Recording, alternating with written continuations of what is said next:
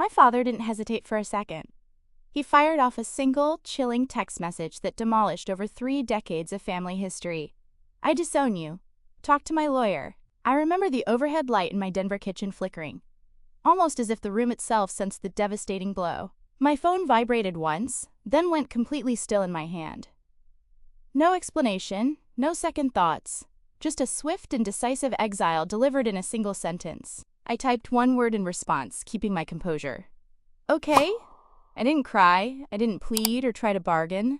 Instead, I calmly placed the phone on the counter, opened my laptop, and made a quiet but firm decision. A decision that would dismantle every lie they had carefully constructed. I've always believed the kitchen holds the essence of a home, its truest story. The one I grew up in back in Glendale always reeked of burnt coffee and simmering stress. My father, Harold, liked everything controlled. Subdued lighting, hushed voices, minimal displays of emotion, absolute silence. My stepmother, Marilyn, favored a spotless surface, while a quiet tension always bubbled just beneath. And Evan, my older brother, acted like he owned every square inch of that house. As for me, I quickly learned how to occupy as little space as possible. People say birth order shapes you. Maybe it does. But in my family, it wasn't about the order. It was about the roles we played. Evan was the golden child, the living proof that Harold had raised a winner. I was the scapegoat, the buffer, the one who kept the chaos contained. If Evan messed up, I cleaned up after him. If a bill was missed, I paid it. If Harold raised his voice, it was always somehow my fault. By the time I left for college, I foolishly believed distance would fix things. It didn't. If anything, it only made me more useful.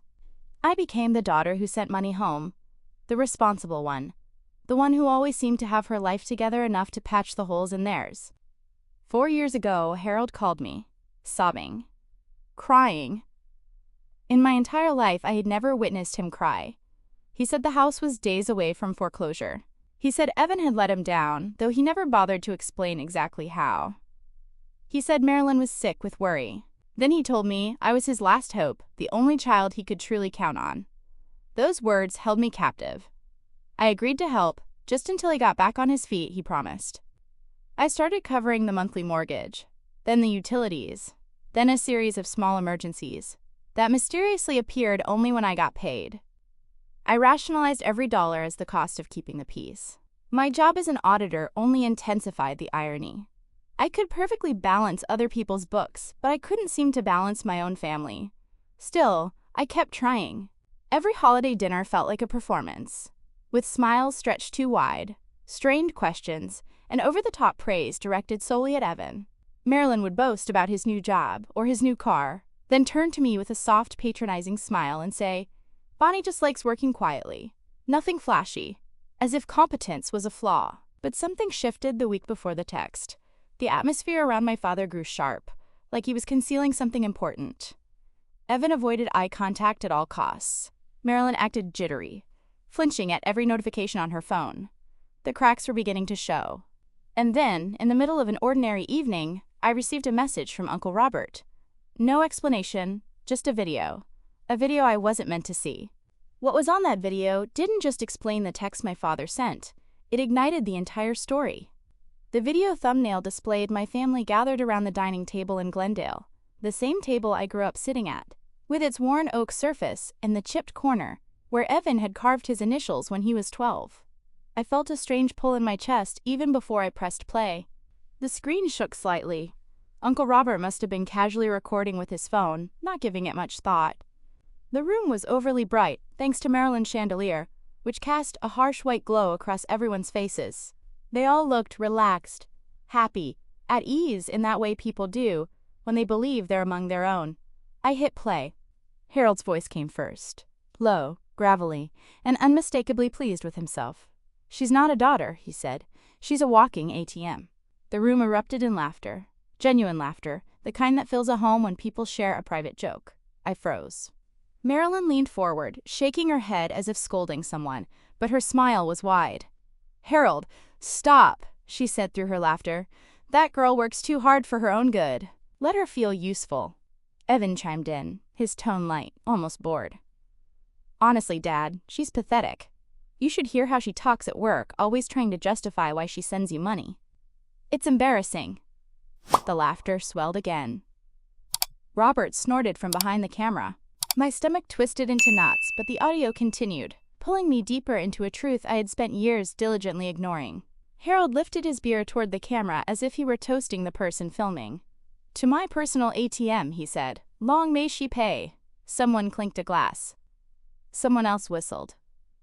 Someone said, "Cheers." I didn't realize my hand had gone numb until the phone nearly slipped from my fingers. It wasn't just the words themselves. It was the ease, the comfort, the absolute certainty that I would never hear any of this. Because, in their minds, I was far too desperate for belonging to ever walk away. I hit pause. The room around me felt colder. For the first time in my life, I didn't feel sad. I felt awake. I replayed the video this time, carefully watching their faces, their relaxed postures, their careless cruelty, and their complete lack of guilt. This wasn't a moment of weakness. It was a pattern, a system, a deeply ingrained worldview that had existed long before I was even aware of it. I set my phone down, blinking hard, trying to steady my breathing. I needed clarity. I needed air. I stepped out onto my apartment balcony. Denver's fall air was sharp against my skin, cold enough to sting. The city lights flickered like distant warnings. I leaned against the railing, the metal freezing beneath my palms, and allowed the truth to fully sink in. Everything suddenly made sense. The strange tone Harold had adopted with me recently, the guilt-laced comments from Marilyn, the way Evan kept inventing new emergencies that only I could pay for. They weren't struggling, they weren't grateful, they weren't even trying to improve. They were actively planning and scheming. And the worst part was, they felt utterly entitled to it. I walked back inside, grabbed my phone, and hit play one more time. I needed the sting, the anger, the crystal clear clarity. Halfway through the video, my phone buzzed with a new text. It was from Harold, just one line. "I disown you. Talk to my lawyer." My chest tightened, but not from pain this time. It was from recognition. This wasn't punishment. They thought I was about to confront them. They believed they were cutting me off before I could disrupt their well-oiled system. They thought they were in control. I stared at the text for a long moment, then I typed the word that changed everything. Okay. Not yes, not why, just okay. A full stop, a closing door, and a promise. Because in that moment, standing alone in my apartment, watching the people I grew up with toast to my humiliation, I finally realized something I had never allowed myself to see before. I wasn't part of their family, I was part of their budget. The strange thing about betrayal is how eerily quiet the aftermath feels.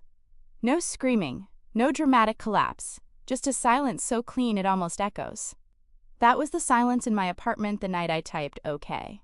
A silence I had never experienced growing up because in my childhood home, silence was a weapon, a punishment, a way to force submission.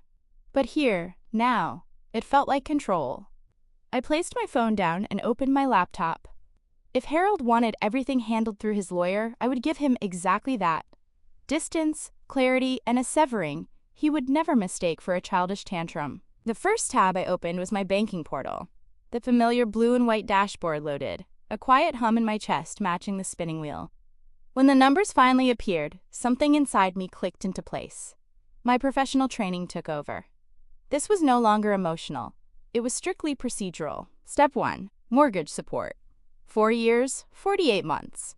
Every single payment made on time, like clockwork. I hovered over the automatic transfer, my name listed as the sole payer, and clicked Cancel. A small confirmation box popped up. Are you sure? I exhaled slowly. Yes, I whispered into my empty apartment. Step 2. Utilities. I had been covering certain bills for their Glendale home for years, electricity, water, even internet, when Harold conveniently forgot. Click, click, click. Everything canceled. Step 3. Additional support payments. The emergency fund Marilyn messaged me about once a month. The periodic payments Evan somehow always desperately needed. The little things that added up to thousands. I stopped them all. Then, step 4. Documentation. If Harold wanted a war fought with paperwork and formalities, I was fluent in that language. I opened a blank document titled simply, Payments. No drama, no commentary, just numbers, dates, amounts, descriptions. Clean, neat, factual. The document grew, line by line, filled with 4 years of financial sacrifice. I had never once spoken aloud. Looking at it was like staring at an X-ray of a broken bone I had never treated. My phone buzzed on the counter. A message from Evan. You better not be being dramatic right now. I didn't open it. Another buzz, this one from Marilyn. The mortgage is due tomorrow. Don't make this harder. Delete, delete. They thought I was bluffing. They assumed everything would snap back to normal once I calmed down. But I wasn't angry. I wasn't spiraling. I was done. The next morning I woke earlier than usual. My apartment felt brighter, as if someone had scrubbed the air clean. I made coffee, wrapped my hair into a neat ponytail, and sat down at my dining table with my laptop. I logged into their mortgage portal again, almost out of habit. Payment failed. A small red banner blinked across the top of the screen. Account past due. My heart didn't race. I didn't panic. Instead, I felt something profound. Relief. It was the first visible crack in the system they had built on my shoulders. By afternoon, the ripple effects widened. A flood of emails hit my inbox from services tied to my financial support payments. Unsuccessful. Card declined. Account inactive. Every notification felt like a string snapping loose from my spine. Around 5, Evan called. I watched his name light up the screen, glowing with entitlement. I let it ring until it stopped. 10 seconds later, a voicemail pickup. This isn't funny. I deleted it without listening further. That night, I sat on my balcony again, watching Denver's lights stretch across the skyline. Cars hummed in the distance. The wind gently brushed my hair across my cheek. For the first time since childhood, I felt something like ownership over my life. Not pride, not victory, but agency. I wasn't sabotaging them. I was removing myself from a structure built on my exploitation. And as I breathed in the cold air, a realization settled over me like frost on steel. Harold thought disowning me would weaken me, but he had forgotten one crucial truth. I was the one holding everything together, and now I wasn't holding anything.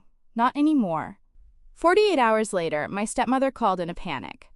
The phone lit up with Marilyn's name across the screen, vibrating so violently it nearly tipped off the counter. I didn't move. I finished pouring my coffee, inhaling the steam as if it could steady me. When I finally answered, I put the call on speaker. Her voice hit the room like a siren. Bonnie, what did you do? The mortgage payment bounced. The bank called your father. They said it was rejected. It's due today. Do you understand that? Fix it. Fix it right now. Not a question, not concern, just a demand. I took a slow sip. Harold asked me to direct everything through his lawyer, I said evenly. So that's what I'm doing. Silence on the line. And then a sharp inhale. What lawyer? Don't play games, Bonnie. You're being unreasonable. I ended the call. 10 seconds later, the phone rang again, then again. Then came a stream of texts, each one a blend of guilt, accusation, and desperation. Evan entered the battlefield next. Are you out of your mind? You're ruining Dad's life. Get that payment through today. Another text. You think being dramatic makes you powerful? You're pathetic. For years, those words would have gutted me. Now, they felt small and insignificant. By noon, the calls escalated from frantic to threatening. Marilyn claimed they would take legal action. Evan said I'd be cut off forever. Harold sent nothing, not even a single line. The silence from him was almost louder than their chaos. But later that afternoon, everything shifted. My lawyer called. She had received a message from Harold's supposed legal representative, a stiffly written email accusing me of financial harassment and demanding I restore all payments immediately. She laughed. This isn't even a real claim, she said. It's pressure, empty pressure. Good, I said, exhaling. Because I need your help with something else. I told her everything, about the years of payments, the video Uncle Robert accidentally sent, and the way my family used me like a bank account. And then I told her something I'd never voiced aloud. There were always discrepancies in his community fund reports. I think Harold might be mismanaging money, maybe worse. She grew still. Then we start digging. For the next week, every spare moment of my life became a quiet investigation. I worked through my professional notes, cross-checking dates and transactions against the community fund's publicly available filings. The more we compared, the more cracks appeared. My lawyer connected with contacts she trusted, and soon the pattern was undeniable. Harold wasn't just sloppy. He was siphoning money, and not small amounts.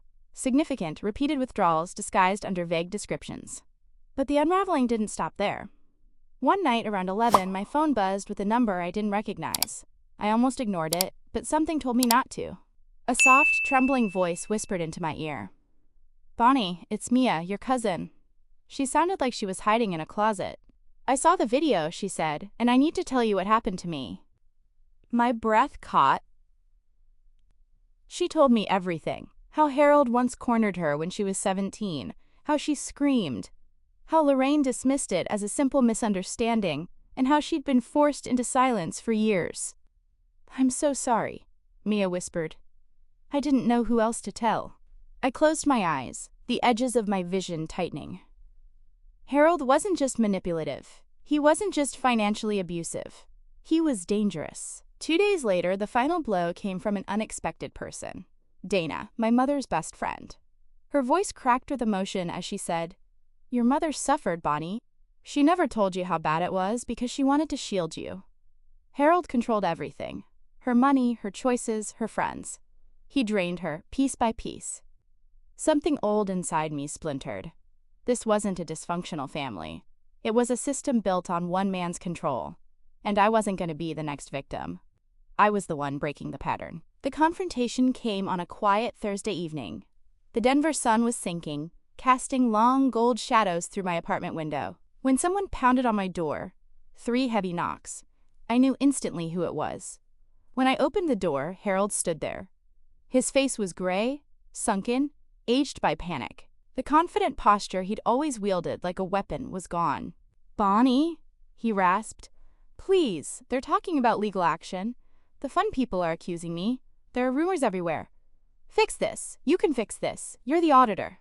Tell them it was a misunderstanding." His voice cracked on the last word. "You're my daughter," he added, almost begging. I let the silence fill the hallway until he shifted uncomfortably. Then, I reached into my folder and handed him a single sheet of paper. His hands trembled as he read. When his eyes landed on the list of flagged transactions and the summary of potential misconduct, his breath hitched. "What? What is this?" "A summary," I said, "of what the investigators already know, and what more people will know soon."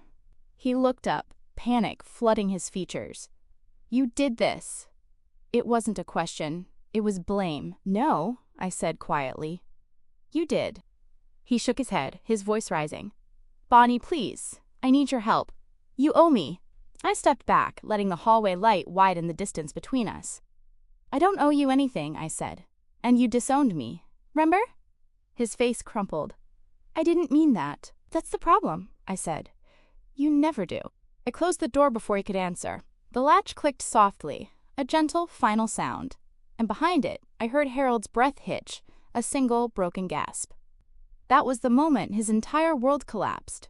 Not because I destroyed anything, but because I finally stopped holding it up. The fallout moved faster than even I expected. Within a week, the Community Fund Board launched an internal review.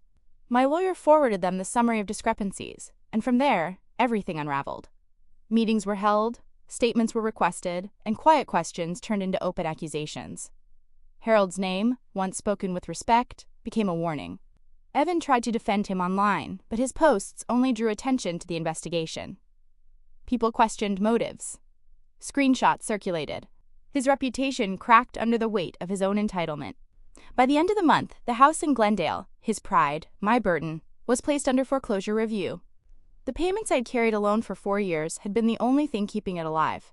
Without me, it collapsed instantly. Meanwhile, life in Denver shifted in ways I never saw coming. My boss pulled me aside after a major audit and offered me a promotion, saying she'd never seen someone handle personal pressure with such clarity.